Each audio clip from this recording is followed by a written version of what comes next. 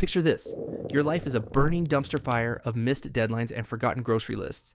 You tell yourself that the only thing standing between you and becoming the next tech billionaire is the perfect organizational system. So, you download another app, hoping it'll fix your broken brain. These are the digital tools promised to save your time, but most of them will just suck it away. From digital brains to glorified to-do lists, we're breaking down every single one of them. Let's dive in.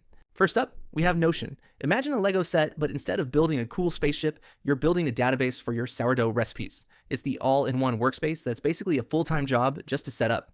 You spend 10 hours designing a minimalist dashboard and 0 hours actually doing work. Well, it's less of a tool and more of a digital dollhouse for adults who love aesthetic productivity.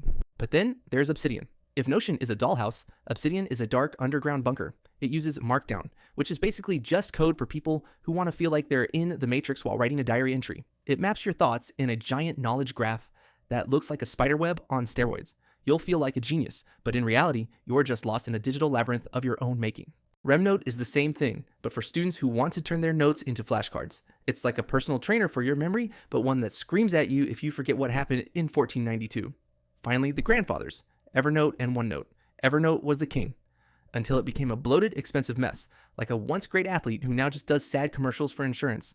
OneNote is Microsoft's attempt at a digital binder. It's sturdy, and it feels exactly like being in a corporate meeting that never ends. If you thought losing your mind in a knowledge graph was bad, the next category of apps is designed to haunt your dreams until you finish your chores.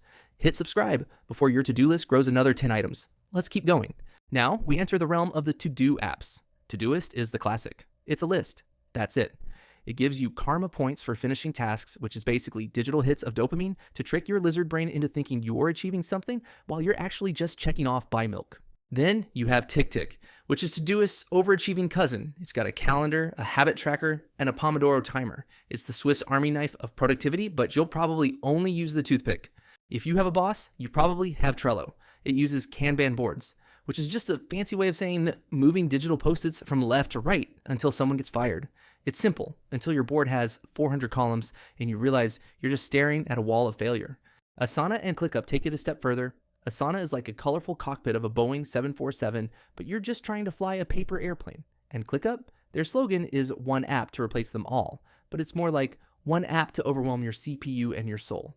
It has so many features, it's basically a video game where the final boss is project management. And then there's Google Keep.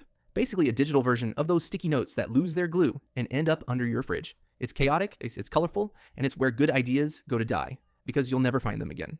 Rome Research is for the cult followers.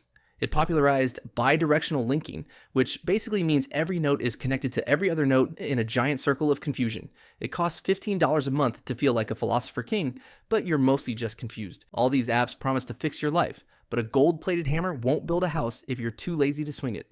These tools are bizarrely complex, but let's be honest, you'll probably just go back to writing on your hand. That's all for today.